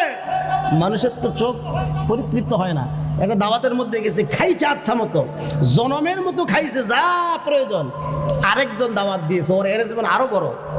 চোখ চাই যে খাই, কিন্তু পেট বলে আর জায়গা নাই, মুখ বলে আর রুচি নাই। হয় কি হয় না? আওয়াজ দেন, হয় কি না? আওয়াজ দেন না কেন? লিল্লাহি তাকবীর, লিল্লাহি তাকবীর।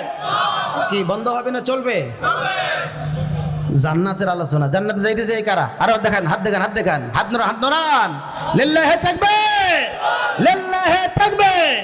হাত নামান। প্রিয় ভাই, ওই জান্নাতের মধ্যে ওফিহা মা তাশতাহিল আনফুসু ওয়া তালাজ্জুল আয়ুন, এই যে তালাজ্জুল আয়ুন, চোখ যাতে পরিতৃপ্ত হয়, এত নিয়ামত দিবেন। দুনিয়ার মধ্যে চক্ষু জোড়ানো নিয়ামত কোনো ব্যক্তির পাওয়া সম্ভব না। যত কোটি কোটি টাকা দিবেন, গোটা দুনিয়াটাও যদি তাকে দেন, গোটা দেশটা দেন, মনে করবে এটা ছোট দেশ, ভারতটা বড়, ওইটা চাই। ওইটাও যখন দিবেন তখন মনে করবে পুরাতন যে পুরা ভারতটা ছিল পাকিস্তান সহ, ওইটাও চাই। ওইটা যখন দিবেন তখন বলবে আরে দক্ষিণ এশিয়া তো গরিব দেশ, এবার ইউরোপ চাই। ইউরোপ যখন দিবেন তখন মনে করবে আমেরিকাটা বাকি আছে, ওইটা বহা শক্তিধর রাষ্ট্র, ওইটাও চাই। তার মানে পৃথিবীর ভিতরে চাই আর চাই, সে হবে না। কিন্তু জান্নাতের আল্লাহ তাআলা যে নিয়ামত দিবেন, ওই নিয়ামত আপনি যেদিকেই তাকাবেন, যে নিয়ামত দেখবেন, এই নিয়ামত দেখে দেখে আল্লাহ আপনাকে এত নিয়ামত দিবেন, আপনার চক্ষু জড়িয়ে যাবে। সুবহানাল্লাহ। এবং আল্লাহ রাব্বুল আলামিন ওই দিন সুবিশাল অট্টালিকা আপনার জান্নাতকে আল্লাহ দেখে দেখে ঘোষণা দিবেন, ওয়াতিলকাল জান্নাতুল্লাতী উরিথতুমুহা বিমা কুনতুম তা'মালুন। আল্লাহ রাব্বুল আলামিন ওই দিন বান্দাকে ডাক দিয়ে বলবেন, বান্দা ওই যে দেখো, জান্নাতের দিকে দেখাই দিবেন, আল বলবেন ওয়াতিলকা, ওই যে দেখো, ওয়াতিলকাল জান্নাহ, ওই যে তুমি জান্নাত দেখতে পাচ্ছ, এটা যে দুনিয়ার মধ্যে তুমি সৎকর্ম করেছিলে, ওই সৎকর্ম করার কারণে আমি পুরস্কার স্বরূপ তোমাকে এই সুবিশাল অট্টালিকা জান্নাত দিয়েছি। সুবহানাল্লাহ। আমরা সৎকর্ম করতে চাই কিনা? সবাই বলেন চাই কিনা? সৎকর্ম করলেই তো আল্লাহ জান্নাত দিবে নাকি? আমি যে আয়াতে কারিমে তেলাওয়াত করেছি, প্রথমেই আল্লাহ বলেছেন, ইন্নাল্লাযীনা আমানু ওয়া আমিলুস সলিহাতি কানাত লাহুম জান্নাতুল ফিরদাউসি নুজুলা। আল্লাহু আকবার। আল্লাহ বলেন, ইন্নাল্লাযীনা আমানু, যারা ঈমান আনয়ন করবে, ওয়া আমিলুস সলিহাত, এরপর সৎকর্ম করবে। সৎকর্ম কি? আল্লাহর হুকুম 5 ওয়াক্ত নামাজ পড়বে, রমজান মাসে রোজা রাখবে, হজ করবে, সম্পদ থাকলে যাকাত দিবে, সম্পদ থাকলে ভালো কথা বলবে, সত্যের উপর থাকবে, মিথ্যা কথা বলবে না, চুরি করবে না, জেনা করবে না, ডাকাতি করবে না, ছিনতাই করবে না, রাহাজানি করবে না, চাঁদাবাজি করবে না, ত্রাস সৃষ্টি করবে না, মদ পান করবে না, জুয়া খেলবে না, তাস খেলবে না, ইয়াবা সেবন করবে না। এই যে আল্লাহর হুকুম মোতাবেক দুনিয়াতে যে ব্যক্তি চলবে, রাসূলের সুন্নাহ ভিত্তিক জিন্দেগি গঠন করবে, এটাই তো আমলে সলেহা। কথা বলেন ঠিক কি না? আমরা করব তো ইনশাআল্লাহ। সামনে রমজান। আচ্ছা, মা বোনরা আছে, এর ফাঁকে আমি 2 মিনিটে মা বোনদের কথা বলে দিই। হ্যাঁ, প্রিয় মা বোন, এত বেশি পরিমাণে আপনারা এসেছেন, এই প্যান্ডেলে আপনাদের জায়গা হয় না, আপনাদের জন্য এই মাঝখানে একটা আওয়াজ করে দিয়ে যাই, এটাও আমলে সলেহার অন্যতম। আল্লাহর নবী বলেন, মা বোনেরা মাত্র 4টা কাজ করবে, মৃত্যু হওয়ার সাথে সাথে হাসতে হাসতে জান্নাতে যাবে।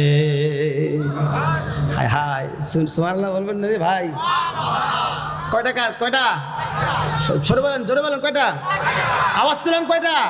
কয়েকদিন পরে নির্বাচন হবে, বিএনপি দাবি তুলতেছে তাড়াতাড়ি নির্বাচন চাই। তোমার আমার মার্কা কি? কোদাল মার্কা, হাতুড়া মার্কা, ডাব মার্কা, চিল্লায় চিল্লায় গলার আওয়াজ ফাটায় দেয়। এখানে 4টা কাজ করলে জান্নাত, এই 4টা আওয়াজ করে বলতে পারবো না? কয়টা কাজ করলে আমরা জান্নাতে যাবে? জোরে কয়টা? আল্লাহ নবী বলেছেন, আল মারআতু ইযা সাল্লাত খামসাহা ওয়া সামাত শাহরাহা ওয়া আতাআত বালাহা ওয়া আহসানাত ফারজাহা। নবীজি বলেন, মা বোনেরা 4টা কাজ করবে। 1 নম্বরে হচ্ছে 5 ওয়াক্ত নামাজ পড়বে, 2 নম্বর রমজান মাস যখন পাবে রমজানের রোজা রাখবে, 3 নম্বর বিবাহিত অবিবাহিত সকলেই নিজের সতীত্বের হেফাজত করবে, 4 নম্বর যখন বিবাহ হয়ে যাবে স্বামীর সেবা যত্ন করে স্বামীর মন সন্তুষ্ট করবে। এই 4টা কাজ যে মা বোন সম্পাদন করতে পারবে, শুধু মৃত্যু বাকি, শুধু মৃত্যু বাকি। ওই মার মৃত্যু হওয়ার সাথে সাথে 8টা জান্নাতের 8টা দরজা ঠাস ঠাস করে খুলে যাবে। যেই দরজা দিয়ে খুশি আমার মা, সেই দরজা দিয়ে জান্নাতে প্রবেশ করবে। সুবহানাল্লাহ। এই জন্য মা বোন 5 ওয়াক্ত নামাজ পড়বেন যতক্ষণ পবিত্র আছেন। মান্থলি যে অপবিত্রতা, এটা আসলে তো নামাজ নাই। এরপর রমজান মাসে, গোটা বছরে একবার, সামনে রমজান আসতেছে। কথা বলেন ঠিক কিনা? রমজানে হচ্ছে আমল করার জন্য একটা সর্বোৎকৃষ্ট মাস। কথা বলেন ঠিক কিনা? রমজানের স্মৃতি এটা বড় কঠিন, এটা ভোলা যায় না। কথা বলেন ঠিক কিনা? এই যে আমরা আলোচনা করতেছি জান্নাতে যাব, রমজানের শুরুতেই সব জান্নাতের দরজাগুলো ঠাস ঠাস করে খুলে যাবে, আর কোনোদিন বন্ধ হবে না। রমজান যতক্ষণ আছে জান্নাতের দরজা ততক্ষণ খোলা থাকবে, আর জাহান্নামের দরজাগুলো যে আছে ওগুলো সব বন্ধ থাকবে। সুবহানাল্লাহ। ইয়া বাগিয়াল খাইরি আকবিল ওয়া ইয়া বাগিয়াশ শাররি আকসির। ঘোষণা দেওয়া হবে, হে পাপিষ্ঠ, তোমার পাপ বন্ধ করো, রমজানে আর পাপ করা যাবে না। আর আপনাকে আমাকে ডাকে বলে, হে আল্লাহর বান্দা, তুমি তোমার নেকের কাজ বেশি বেশি করো। বলেন তো, রমজান মাসে নেকের কাজ বেশি করা, আমল করা আমাদের সহজ না কঠিন? সহজ। এটা একটা মৌসুম, এই জন্য রমজানের স্মৃতি এটা ভুলা বড় দায়। রমজান সামনে আসতেছে, রমজান মাসে বেশি বেশি ইবাদত করব। রাজি আছি ইনশাআল্লাহ?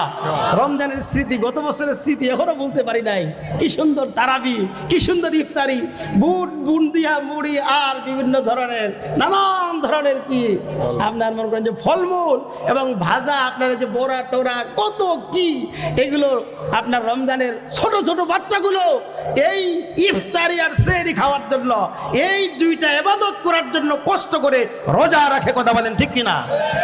ভুলবো না, ভোলা যায় নাকি মাহে রমাদানের স্মৃতি? ভোলা যায়? ভুলবো না, ভোলা যায় নাকি মাহে রমাদানের স্মৃতি?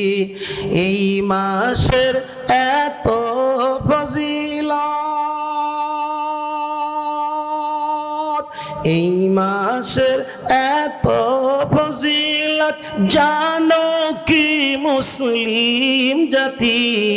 ভুলবো না, ভোলা যায় নাকি মাহে রমাদানের স্মৃতি? আল্লাহর এই পবিত্র কালাম মহাগ্রন্থ আল কোরআন, কি মহিমা রমজানেতে হয়েছে তার আগমন। ঠিক না? আল্লাহর এই পবিত্র কালাম মহাগ্রন্থ আল কোরআন, কি মহিমা রমজানেতে হয়েছে তার আগমন। যার সিলায় এত সম্মান, যার কারণে এত সম্মান দিয়েছেন প্রভু রহমান। রহমত বরকত না জাতের মাস, জ্বালাও আমলের বাতি। ভুলবো না, ভোলা যায় নাকি মাহে রমাদানের স্মৃতি? বলেন, ভুলবো না, ভোলা যায় নাকি মাহে রমাদানের স্মৃতি? লিল্লাহে তাকবীর, লিল্লাহে তাকবীর। প্রধান বক্তার আগমন, প্রধান বক্তার আগমন। মাহফিলের পক্ষ থেকে লাল গোলাপ, মাহফিলের পক্ষ থেকে, যুবকদের পক্ষ থেকে, বীরগঞ্জবাসীর পক্ষ থেকে, বোলা কামরের পক্ষ থেকে লিল্লাহে তাকবীর। কি আলোচনাটা শেষ করে দেব? আচ্ছা, সংক্ষেপে আমার আলোচনা আমি শেষ করে দিচ্ছি। প্রিয় ভাই, জান্নাত, আমরা জান্নাতের আলোচনা করতেছিলাম। জান্নাতে অনেক নাচ নেয়ামত, এটা বর্ণনা করে শেষ করা যাবে না। জান্নাতের মধ্যে মানুষ শুধু যেদিকেই তাকাবে সেদিকেই শুধু নেয়ামত দেখতে পাবে। আল্লাহ রাব্বুল আলামিন এত রকমারি ফলমূলের ব্যবস্থা করেছেন যা আপনি গণনা করে শেষ করতে পারবেন না। আল্লাহ তাআলা বিভিন্ন রকমারি ফলমূলের ব্যবস্থা জান্নাতে করেছেন। ওয়ালাহুম ফিহা মিন কুল্লি থামারাত, নানান ধরনের ফলমূলের রকমারি ফলমূলের ব্যবস্থা আল্লাহ রাব্বুল আলামিন জান্নাতের মধ্যে করেছেন। জান্নাতে যদি কোনো ব্যক্তির মনে চায় একটা পাখি উড়ে যাচ্ছে, ওই পাখির গোশত আমি খাবো, এত সুন্দর পাখি, হয়তো গোশতটা সুস্বাদু হবে। ওয়ালাহুম ফিহা ওয়ালাহমি তায়রিম মিম্মা ইয়াশতাহুন, তাকুলুন। ওই যে পাখি আপনি দেখলেন, পাখির সাথে সাথে গোশত ভুনা হয়ে আপনার কাছে চলে আসবে, আপনি সাথে সাথে সেইটা খাবেন। আর যখন এই খাওয়া শেষ হয়ে যাবে, হাড্ডিগুলোর দিকে তাকাবেন, আবার যেই পাখি ছিল ওই পাখিটা আবার ও আগের মতো হয়ে উড়ে চলে যাবে। সুবহানাল্লাহ। বিভিন্ন পানি পান করা হবে, বিভিন্ন পানি, এত পানিও আল্লাহ পান করানো হবে, জানজাবিল নামক পানি পান করা হবে, এবং কি আপনার আদা মিশ্রিত পানি পান করানো হবে, শরাব পান করানো হবে, দুধের নহর থাকবে এবং স্বাদ অপরিবর্তনীয় দুধ পান করানো হবে। এরকম মধুর নহর থাকবে যার স্বাদ এত বেশি হবে কল্পনা করা যায় না। অসংখ্য নিয়ামত রাজি দ্বারা ভরপুর জান্নাত। ওই জান্নাতে আমরা কারা কারা যাইতে চাই, দুহাত তুলে দেখাই। আচ্ছা, জান্নাত যাইতে গেলে কি শর্ত দিয়েছি বলেন তো? আমল করা লাগবে। কি শর্ত? আমলের মধ্যে অন্যতম জিন্দেগিতে 5 ওয়াক্ত নামাজ প্রতিদিন পড়তে হবে। নিয়ত করতে পারি ইনশাআল্লাহ? ওয়াদা নিচ্ছি না, নিয়ত করার জন্য। 5 ওয়াক্ত নামাজ না পড়লে জান্নাতে যাওয়ার কোনো সিস্টেম নাই। 5 ওয়াক্ত নামাজ পড়ার নিয়ত করলাম, সবাই নিয়ত করলাম ইনশাআল্লাহ, পড়বো তো ইনশাআল্লাহ। হাত নামান। যারা জান্নাত যাবে না তাদের জন্য ফয়সালা হচ্ছে জাহান্নাম, যার শাস্তি হিসাব করে শেষ করা যাবে না। এত শাস্তি, এত কষ্ট, এত কষ্ট। ওয়ানাদাউ ইয়া মালিক, শেষ পর্যন্ত জাহান্নামী বলবে, হে জাহান্নামের দেহরক্ষী, আর পারছি না, আমাকে শেষ করে দাও। দেহরক্ষী বলবে, শেষ কি? মৃত্যু আর কোনোদিন হবে না, শাস্তি চলতেই থাকবে। কত শাস্তি? এটা আমি বলতে চেয়েছিলাম, আরো কোনো এক সময় জাহান্নামের শাস্তি আলোচনা করা হবে ইনশাআল্লাহ। জান্নাতের অসমাপ্ত আলোচনা হলো, জাহান্নামের শাস্তি আমরা পরবর্তীতে শুনবো ইনশাআল্লাহ। আজকের এই যে মাহফিল, এই মাহফিলের প্রধান মেহমান ইতিমধ্যে আমাদের সামনে চলে এসেছেন। আমি আশা করব এই বলাকামোড়ের যে যুবক ভাইরা এত চমৎকার একটি মাহফিলের অ্যারেঞ্জমেন্ট করেছেন এবং সভাপতি মহোদয় সর্বাত্মক সহযোগিতা করেছেন, এই জন্য প্রত্যেকের জন্য আমার পক্ষ থেকে আন্তরিক দোয়া থাকলো, শ্রোতা মণ্ডলীর সকলের জন্য দোয়া থাকলো। আল্লাহ সুবহানাহু ওয়া তাআলা আমাদের এই সমস্ত কথাগুলি শুনে আমল করে জান্নাতি হওয়ার, জান্নাতে একসঙ্গে বসবাস করার তৌফিক দান করুন। বলুন আল্লাহুম্মা আমিন। এবং প্রধান মেহমানের বক্তব্য শেষ পর্যন্ত নসিহা ওয়াজ আপনারা শুনবেন, এই আশা ব্যক্ত রেখে আমি আর কথা শেষ করছি। আসসালামু আলাইকুম ওয়া রাহমাতুল্লাহি ওয়া বারাকাতুহু। আলহামদুলিল্লাহ।